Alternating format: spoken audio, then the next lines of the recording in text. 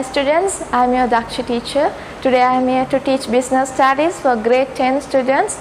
Please refer your textbooks, page number 256, chapter number 44, Factors of Production. What do you mean by factors of production? Factors of production means what are the resources that we are using in a business. We have so many resources in a business. It can be physical resource, financial resource, human resource, but we broadly classify under 4 headings. First one is land, labor, capital, entrepreneurship. What do you mean by land? Land is referring to the all natural resources. Whatever we get from nature refers to as land. For example, rain, or else coal, or else minerals, all these we get from the land, so which refers to the natural resource. That we call as land resources, all the natural resources. Then we comes to the labor.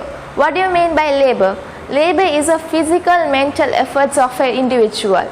Physically they are there and mentally they are there in a workplace. So that refers to the total workforce of a country. The people who are working in a country we say has a labor. And then we move to the capital. What do you mean by capital? Capital is all man-made resources, or we say as an artificial resource we refers to as capital. Capital are the artificial resources. So we have 2 types of capital.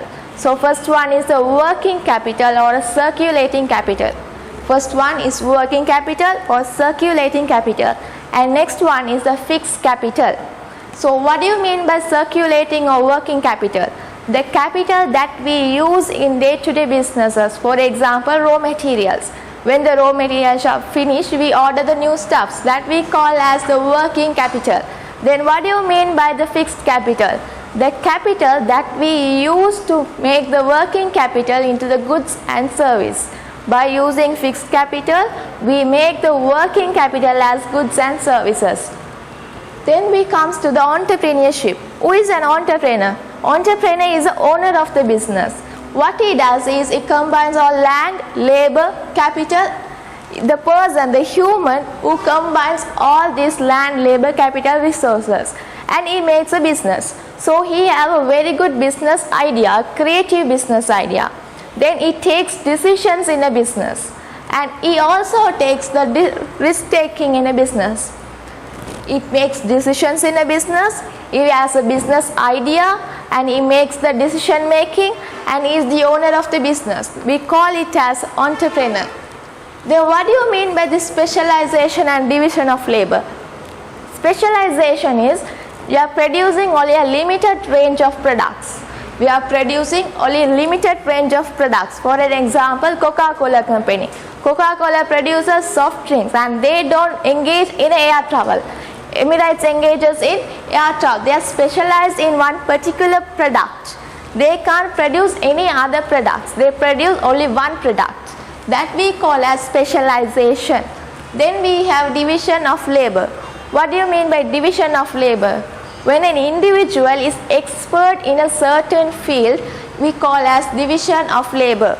When you are practicing, when you are studying business studies, and if you are always studying business studies only, what will happen? Then you are become the expert in that field. That is we call as division of labor. Division of labor is you are doing a task, and with that skills you are getting specialized. Because of specialization, you get division of labor. Then what do you mean by production methods? When doing the productions, we go for 2 methods. Either our business can be labor intensive or capital intensive. What do you mean by labor incentive?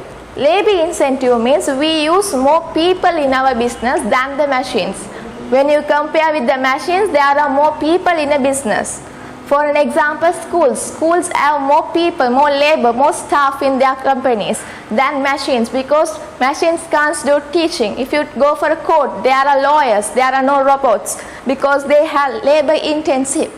And once it comes to capital incentive, we have lots of machines in comparison to human. For an example, Coca-Cola company or BMW companies, they are having a capital intensive. They use more and more machines for their assembling the product. That we call as capital incentive. So how we are going to decide which production method to choose when we are doing business? It depends on two factors. First one is the type of the product. When we are doing almost fast consumer moving products, then we need to select capital intensive.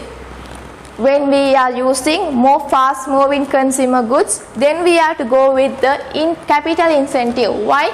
Because we need more and more products, because our products are buying, the consumers are buying so fast. So we need more products. If we hire people, if we hire human resource, there can be delays in production. So the best method is to select the capital incentive if it is a fast moving consumer goods. And if it is a service providing sector, what is the best method to production method? We have to go with the labor incentive, because services are always provided by the capital labor. Under the factors of production, services are provided by labor.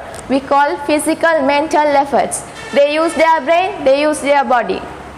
Then once it's come to the price of two factors. What do you mean by price of two factors?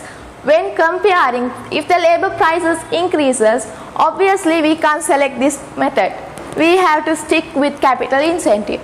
For an example, if an accountant demand for 5 lakh salary, we can't hire accountants. We can, instead of that, we can go for this accounting software. So that there we can select the capital incentive. So we select the type of the product and we see the prices of two factors. We compare and we select the production method. I hope you guys understood the lesson today. Thank you for watching this video. Stay home, stay safe. God bless you all.